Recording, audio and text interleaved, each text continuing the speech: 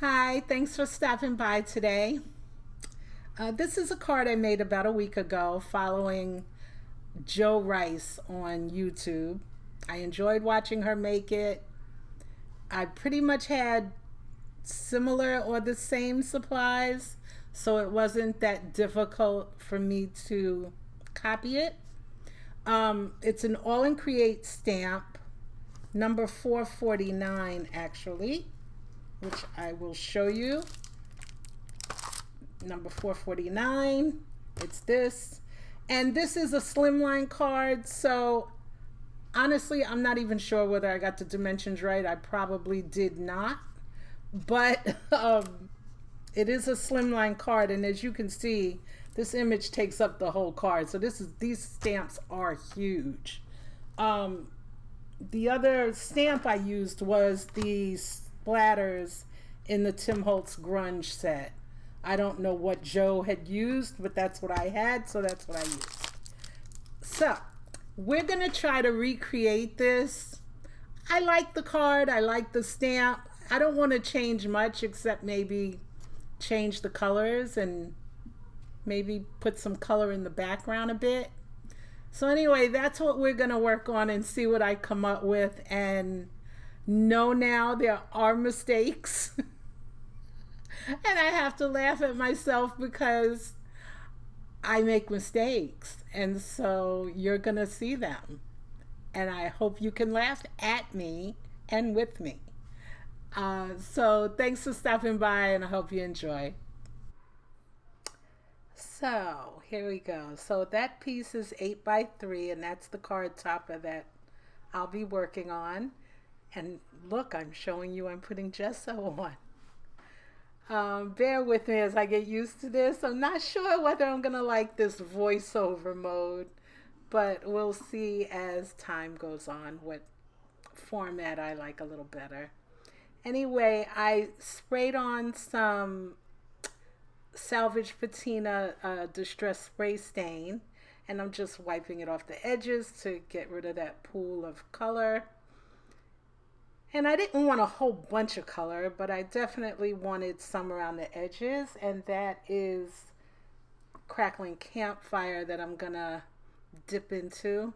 I just wanted to get some on the top corner and the bottom corner of the card. These colors look amazing together, by the way. Salvage Patina is probably my favorite color ever. It's a very prominent color in my craft room, so I am kind of partial to it. So anyway, I'm drying up the mess of color, and now I'm gonna go and put the large All in Create stamp onto our cardstock. Excuse my really messy Misty. It's not until I was pretty far in that I noticed how jacked up my Misty looked. Oh, that is a dry erase board eraser. I saw Jennifer McGuire use it, and I picked it up on Amazon. It works so well to just kind of smooth over a stamp when you're trying to get it down properly. See, I eventually got the hint and changed my paper. Probably the first time in a few years. Anyway, we have a little more stamping to do. There are about 3 butterflies that we need. 2 on, I'm stamping on neenah Solar Classic Crest 80-pound cardstock. And these are the butterflies that we'll fussy cut and color in. So there's the second one. I tell you, I love that VersaFine Claire. But boy, do you have to remember that it takes a long time to dry. More on that later. Anyway, there are the 2 on the neenah. And then here's the piece of vellum.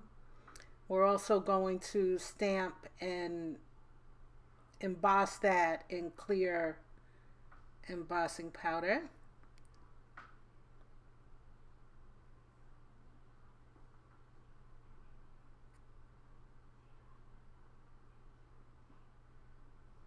Ta-da!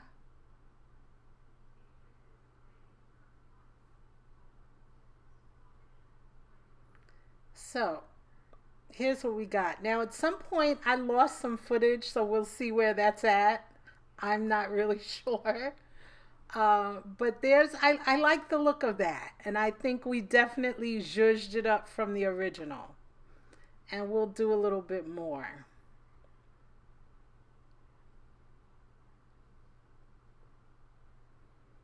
I guess I was looking at things and I realized I wanted to be able to single out some of the circles in the stamp and maybe them color them separately and pop them up to give the card a bit more dimension.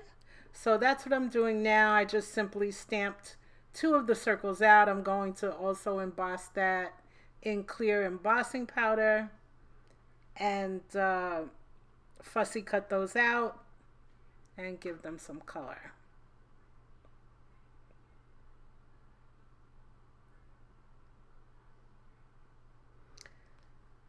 Okay, so after that gets embossed,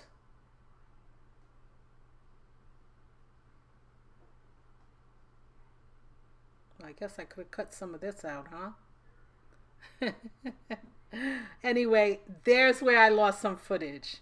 We've got the two butterflies to color, and I'm pretty sure I lose a bit more along the way. I don't know what went wrong. But know that I'm using the salvage patina that I sprayed on my desk and the crackling campfire. I'm going to dry it a little so that I can go over the image again with the salvage patina to just give another mid-tone color to the center of the butterfly. And I apologize for being so far away. I will learn as I go, and I hope you'll be patient with me. So anyway, here's everything colored and cut. So now it's a matter of shaping the vellum butterfly and putting the card together. So I'm using a flower shaping tool and a rather dense flower shaping mat that is used for this kind of thing. And it basically gives dimension. It'll round out the edges, fluff it up a bit. And what you might not be able to see right there is that as you use the tool on the vellum, it actually brightens the image. It goes from a dull white to a bright white, sort of. At this point, I haven't decided whether I'm going to leave this butterfly bare or color it in some way. Anyway, this is the one item that I did not have that Joe Rice had, and well, I got them now. They are chalk pastel pencils, and oh my goodness, I have to say, I really like them, and I like them for exactly the technique you're about to see. It's like just adding shading instead of having to do it with a liquid medium or an acrylic medium. It's so nice to be able to just cleanly add the shading you want on your project. And so at first I had bought the 24-piece set.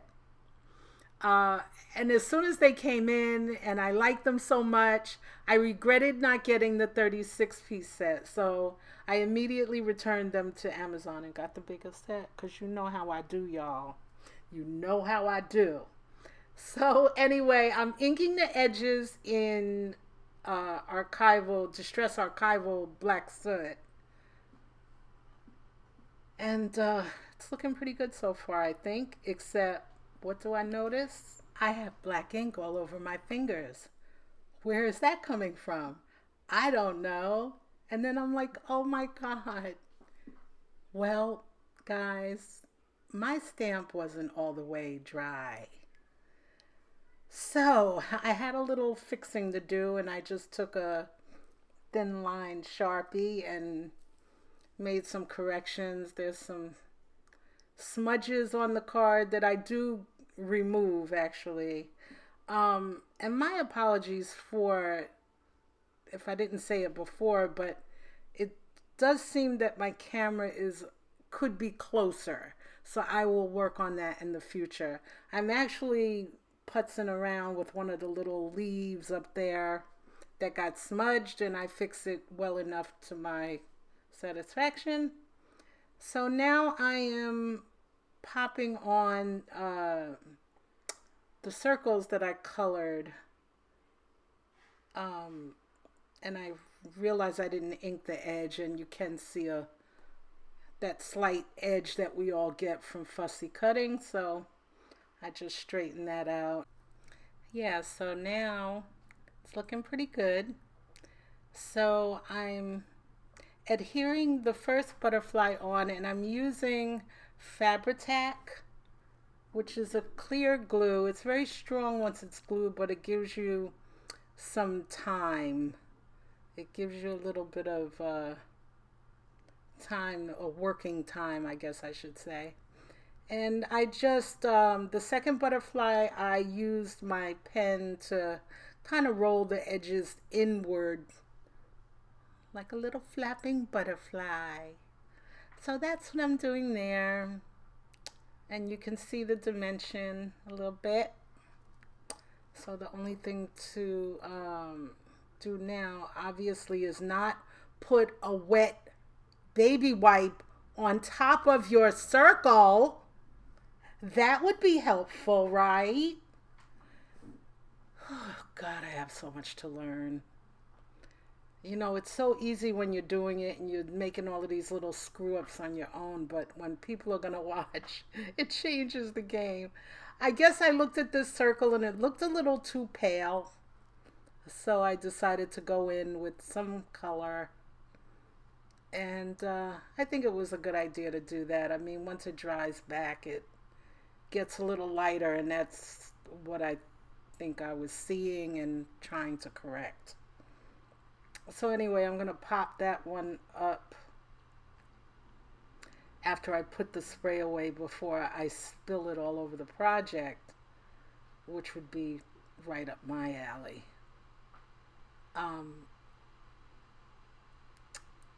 So I'm just trying to,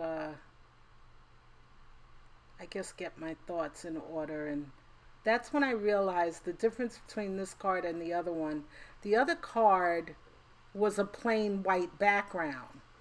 So watching Joe, we spent time using the oxide ink pads to color in the circles.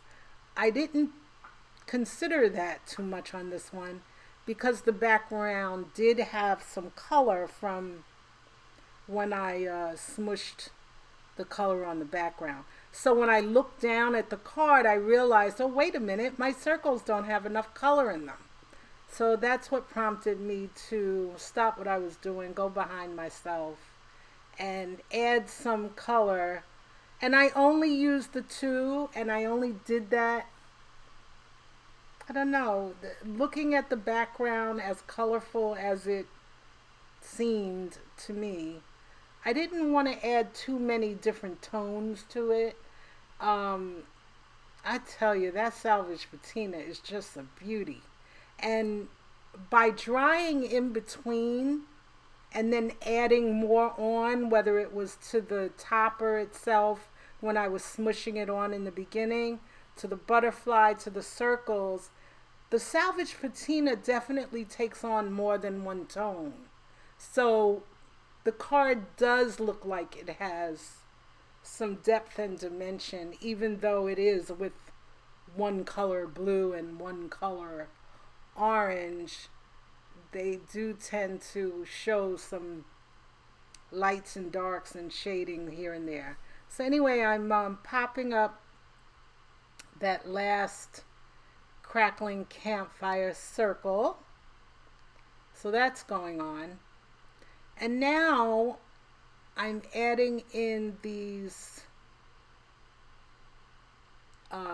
Carbothello chalk pencils. And I really enjoyed working with these. I hadn't seen them before, Joe. And I'm using one of those little, I don't even know the name of them, but it's a little pick stick, or I think that's what they're called. Pick sticks. It's just like a little cotton swab, but that allowed me to move that chalk around without having to use my finger too much. Not that I mind messy fingers at all, but the spaces were kind of small and I really wanted the color to stay within the area where I wanted it to be. So those came in real handy for that. I found a few different pencils that went along with the salvage patina, one of them being a darker teal, which I really liked. And it really added, on this one I'm wiping it away a bit because I felt like I was putting the shadow on the wrong side of the circle. And I try to go back and correct myself. So I do that a lot in my life, go back and correct myself. But I can always laugh at myself. I don't have any problem showing my bad side at all. So anyway, that daggone circle doesn't seem to want to dry enough for me to even put chalk on it. So I'm trying to be patient, but I really don't have much patience. I'm not a very patient person. But anyway, on to the vellum butterfly. And I decide I'm not going to leave it clear. I'm actually going to take my chalk pencils and color the back of it so that the color can shine through the other side. I thought this was a great idea. If I'm not mistaken, when Joe did it, she actually was using a light blue vellum, and so her vellum had a blue tinge to it, and it didn't need any zhuzhing. Anyway, I don't know if you guys know what zhuzhing is, but maybe it's because I'm a New Yorker. Even though I live in Virginia, I'm a New Yorker.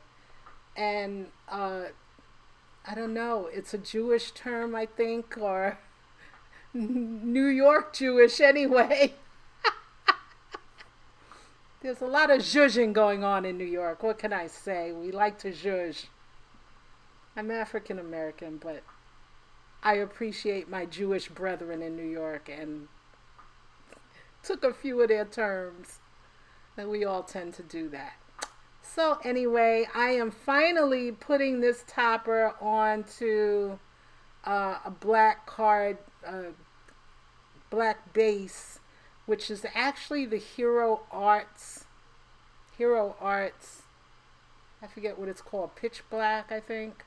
But that cardstock is amazing. It's my favorite black of all time. And I put it down, and what do? Y'all know what I did. Oh man, did I screw it up. So what do? I ripped it off. I ripped the hell out of it. Excuse my language, but I ripped the hell out of it. And I just go ahead and cut a new one, and I believe it's 8 1/4 by 3 1/4. And put on some new scor tape to hide my ugly black mess. And just burnish it down. I could not find my Teflon bone folder to save my life. Of course, it turned up right afterwards, but I used the bone folder that came with my scor buddy. And just wanted to burnish that tape down so that it was good and held. And this time I did it right, got it right, and it's on there. I could tell I definitely made the topper smaller than it needed to be, but that's okay. I think I'm showing you the dimensions of the card, but God knows what they are now. I think it's, I can't even tell you, I'm not gonna lie. But I will find it and put it in the description for you. And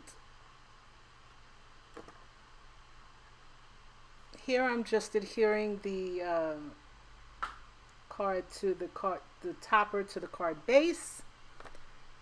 And realizing I wanted some splatter, so I pulled out my Dina Wakley white gloss acrylic spray. I don't seem to have the gift of it the way Tiffany Solario does. She just pulls out that little spray topper and jabs it on there and it all goes everywhere. But for me, I used a paintbrush and I was happy with the result. So anyway, that's my remixed card.